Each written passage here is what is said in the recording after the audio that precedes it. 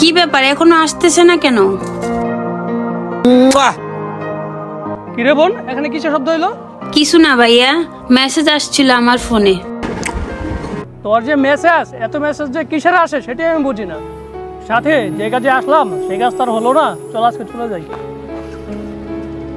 আরে ভাইয়া দেখে ফেলবে, ছেড়ে দাও ছেড়ে দাও। কি রে, পিছনে আমার বোন ছিল, কোথায় গেল? আরে বেবি কি করতেছো? আরে ভালোই তো লাগতেছে। আরে ছাড়ো। কি রে বোন, তুই ওখানে কি করতেছস? ভাইয়া আমি তো এখানে ভিখারিকে ভিক্ষা দেওয়ার জন্য দাঁড়িয়েছি। এই যে নে, এখানে 10 টাকা আছে, 10 টাকা দিয়ে তুই কিছু খেয়ে নিস। তো তুই আমাকে বলে নামবি না? তুই যদি ব্যথা পাতি। আল্লাহ একটুর জন্য বেঁচে গেছি, ভাইয়া যদি দেখে ফেলতো তাহলে তো ধরা পড়ে যেতাম। তুই যে গাড়ি থেকে নামলে আমাকে বলে নামবি না? সরি ভাইয়া, ভুল হয়ে গেছে, আর এরকম ভুল কখনো করব না। ঠিক আছে, ওর তাড়াতাড়ি গাড়ি তোর।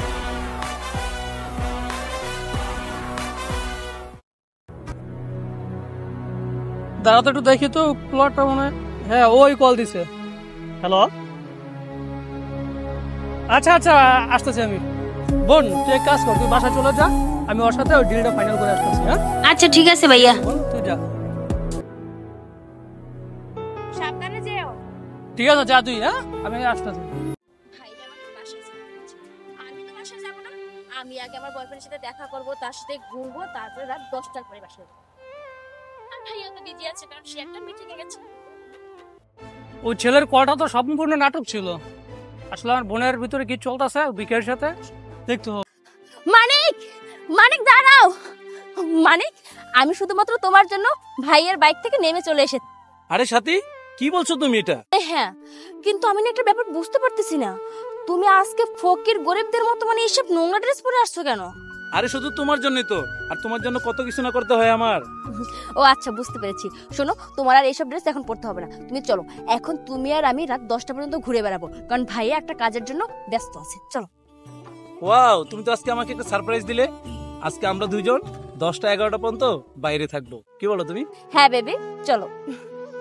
আচ্ছা শোনো, আজকে এখন গিয়ে আমি ড্রেসটা চেঞ্জ করব, তারপর আমরা দুজন একসাথে বেরোবো, কি বলো? আচ্ছা বাবা, ঠিক আছে।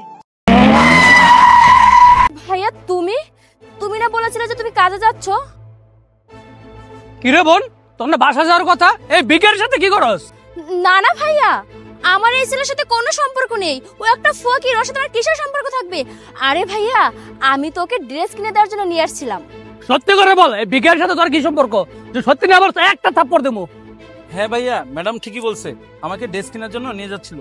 হ্যাঁ বিকের বাচ্চা, একটা কথা বলবি না, সত্যি কথা কি সেটা বল। এই ভাইয়া, আমি তো সত্যি কথা বলতেছি। আরে ভাইয়া, তুমি এই ভিখারির সাথে এভাবে কথা বলছো কেন? ও তো ঠিক কথাই বলেছে। হ্যাঁ, আমার সাথে একদম মিথ্যা কথা বলবি না। আমি দেখছি তো তখন এই বিকের বাচ্চা তোকে কোলে নিয়ে ঘুরাইতেছে।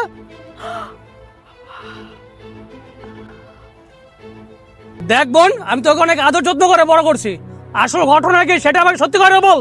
ভাইয়া, আমি আপনাকে সবকিছু খুলে বলতেছি। আমি আপনার বোনকে অনেক ভালোবাসি, আমার জীবনের তো বেশি। আমি না তাকে বিয়ে করতে চাই। হ্যাঁ ভাইয়া, ও একদম ঠিক কথাই বলেছে। ও আমাকে অনেক ভালোবাসে, আর আমিও ওকে অনেক ভালোবাসি। ভাইয়া, ওকে স্যার আমি বাঁচবো না, প্লিজ ভাইয়া। তুই কি পাগল হয়ে গেছস? তুই আমার বোন হয়ে একটা ভিখারির সাথে প্রেম করতেছস, আবার এরকম একটা ভিখারিকে তুই বিয়ে করতে চাস? ভাইয়া, আপনি যা ভাবতেছেন এটা ভুল ভাবতেছেন। আমি ভিখারি না, আমি একজন বিজনেসম্যান, আর আপনার বোনকে অনেক সুখে রাখতে পারবো, অনেক ভালোবাসি। এই জন্য আমি ভিখারির ড্রেসে আপনার বোনের সাথে দেখা করি। আর ওই যে পিছনে গাড়িটা দেখতেছেন, ওই গাড়িটা কিন্তু আমার। হ্যাঁ ভাইয়া, ও একজন বিজনেসম্যান, ওর টাকা পয়সার কোথাও কোনো কমতি নেই। ও আমাকে অনেক ভালোবাসে ভাইয়া। প্লিজ ভাইয়া, তুমি আমার রিকোয়েস্টটা রাখো, তুমি ওর সাথে আমাকে বিয়ে দিয়ে দাও। আমি ওকে বিয়ে করতে চাই ভাইয়া। ভাইয়া, আমি ওকে বিয়ে করলে অনেক সুখে থাকবো ভাইয়া, তুমি বিশ্বাস করো। দেখ সাথী, ওকে দেখে আমার মোটেও বিশ্বাস হচ্ছে না, ওকে ভিখারির মতোই লাগতেছে আমার কাছে। ভাইয়া, আমি একদম ঠিক কথাই বলছি। ও একটা ভালো ফ্যামিলির ছেলে। তোর যদি বিশ্বাস না হয় তাহলে তুমি ওর সাথে ওদের বাসায় গিয়ে কথা বলো। ঠিক আছে, তাহলে সন্ধ্যার পরে তোমার ফ্যামিলিকে আমার বাসায় নিয়ে আসো। এই বোন চল। হ্যালো বন্ধুরা, আমাদের ভিডিওটা আপনার কাছে কেমন লাগলো সবাই একটু কমেন্টে জানাবেন। আর ভিডিওটা যদি ভালো লেগে থাকে অবশ্যই লাইক কমেন্ট শেয়ার করে ফলো করে পাশে থাকবেন। সবাইকে ভিডিওটা দেখার জন্য ধন্যবাদ। আর নামাজ বাদ দিও না বন্ধু, এপারে থেকে ওপারের জীবন অনেক সুন্দর।